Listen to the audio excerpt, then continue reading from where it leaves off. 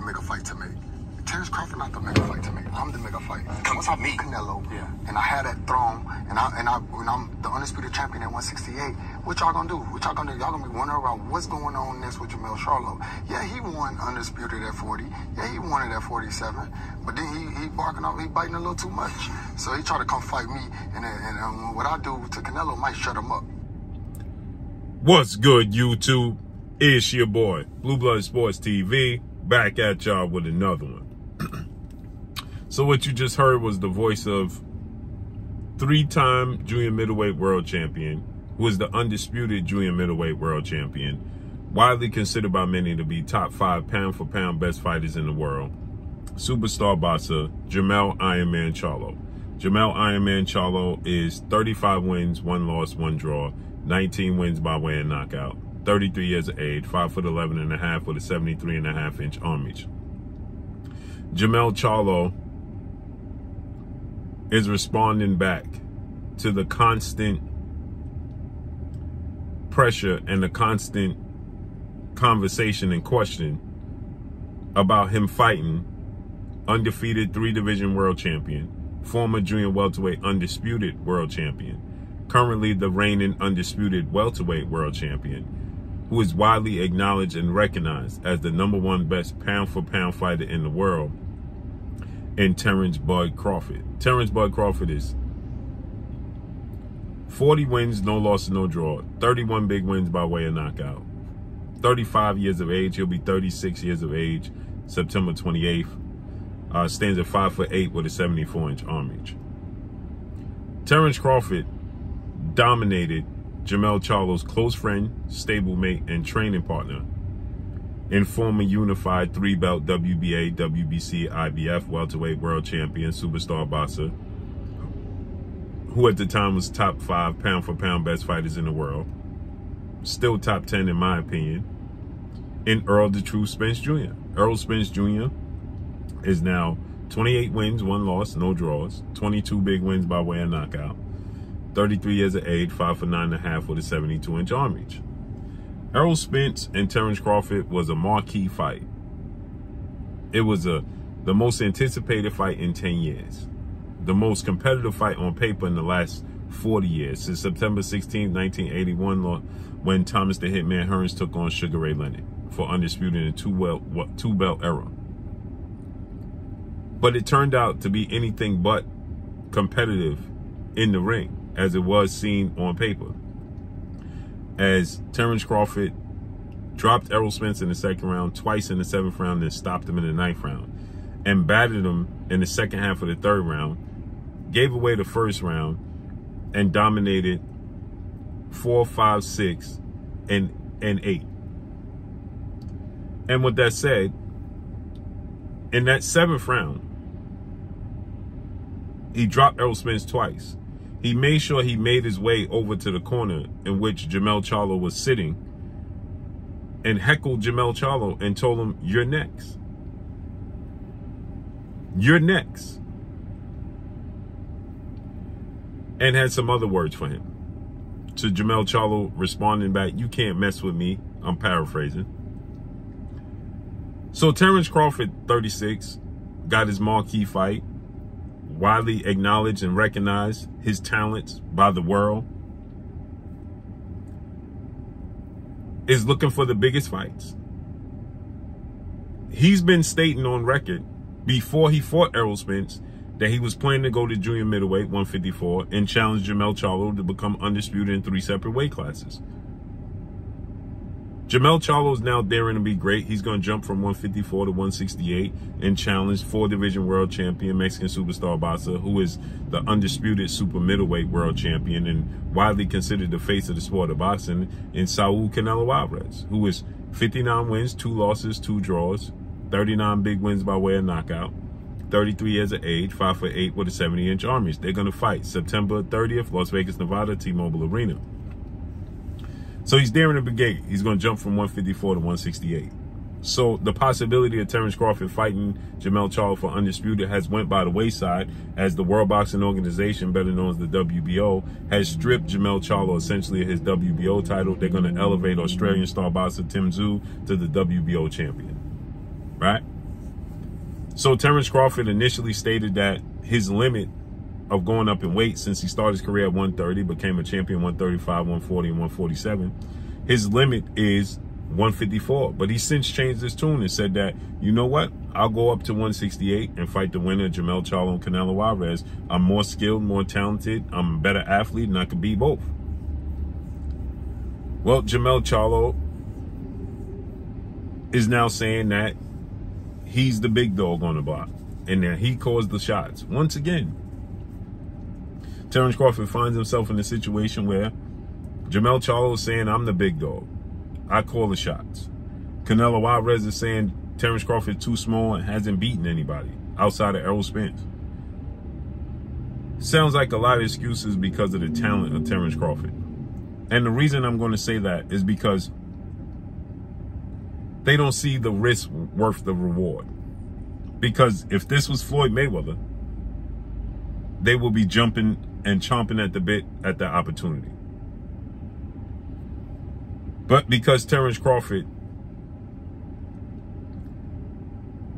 value and his stock has risen hugely right now since the Errol Spence fight. But overall, throughout his career, he's not universally recognized as a crossover superstar, as the face of the sport of boxing. He's widely considered the best fighter, but not the face, not the crossover, like Tank Davis and Canelo Alvarez. It's high risk, low reward in many people's eyes. Although they're going to get paid, Jermell Charlo and Canelo Alvarez, big money to fight Terence Crawford. Now, he's contractually obligated to rematch Errol Spence by the end of the year, which he's going to do. But he beats Errol Spence in the same manner and lets everybody know it wasn't a fluke. There is no excuses. I'm just levels above him. His stock is going to rise even more. But now Jermell Charlo is saying that he wants to see Terence Crawford leave him alone, leave them alone. Use the word them, as they share the same trainer, two-time trainer of the year, well-renowned trainer, future Hall of Famer Derrick James. It comes across as if he's saying, leave us alone. I don't believe for a second he means leave Errol Spence alone, and he's not confident Errol Spence can win. But he's now directing Terence Crawford to go ahead and fight undefeated welterweight superstar title contender, the Phenom, as I call him, Jaron Boots Ennis. Jaron Boots Ennis is 31 wins, no losses, no draw, 28 big wins by way of knockout, 26 years of age, 5'10" with a 74-inch arm reach. He is versatile like Terence Crawford, skill set like Terence Crawford. He switches himself for the orthodox like Terence Crawford. And he's the IBF, International Boxing Federation, welterweight mandatory challenger. He was that for Errol Spence, but now Terence Crawford has inherited Jaron Ennis as his mandatory because he beat Errol Spence. But Terence Crawford and Errol Spence are going to fight their next fight at 154 junior middleweight in December. So he's moving up a weight class and he's going to vacate the titles. And Jermell Charlo is saying, leave us alone, go ahead, I want to matchmake. And I want Terence Crawford to be in the ring with Jaron Ennis. That's a good fight, I want to see that fight. But Terence Crawford wants to fight you.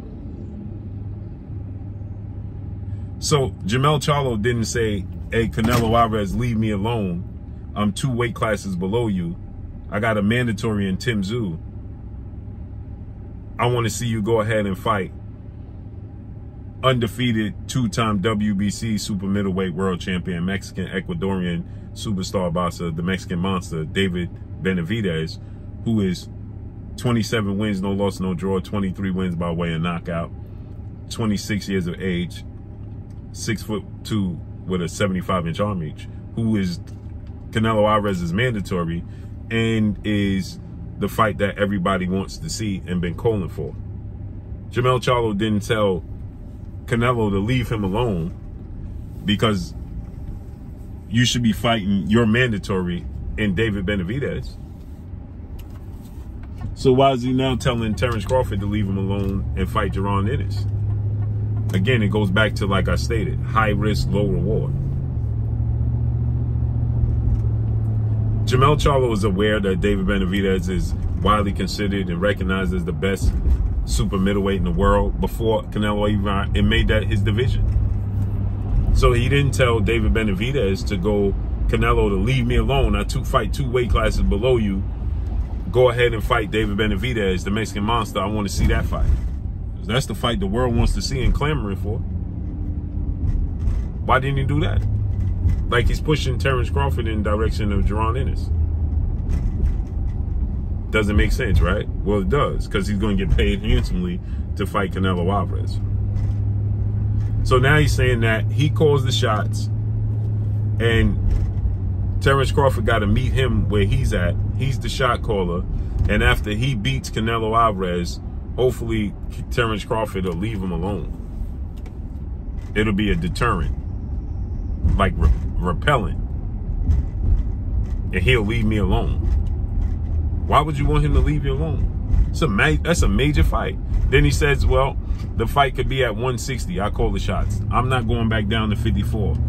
I'll fight Terence Crawford at 160. But Jermell Charlo on record saying that after I beat Canelo Alvarez, I'll revisit the Terence Crawford fight, and I'm going back to 154 to defend my throne.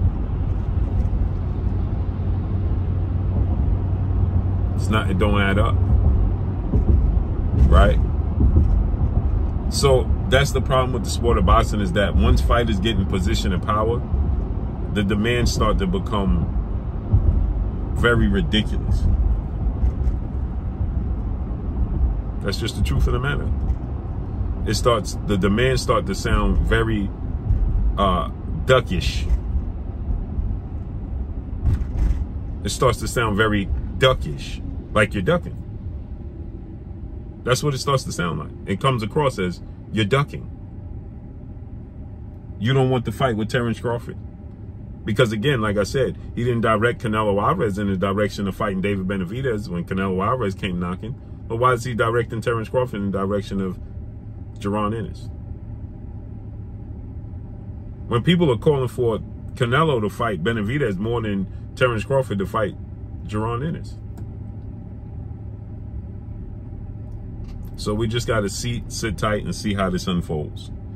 Terence Crawford is putting a lot of pressure on these fighters today's time. After that performance, put a lot of pressure on fighters. And now he's more verbal than he's ever been. More vocal than he's ever been. And now it's a lot of pressure mounting, period. So let's see how this unfolds and plays out. But I believe Jermell Charlo's a dog. I believe Jermell Charlo will take the fight. And if he does beat Canelo Alvarez, he has a rematch clause. He knows this.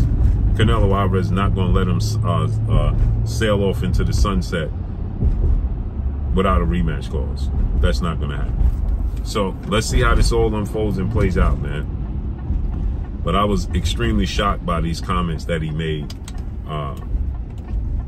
Super shocked. But let's see how it unfolds and plays out. And that's all I got for y'all, man. Make sure you hit the like button. Drop a comment in the comment section. Let me know what y'all think.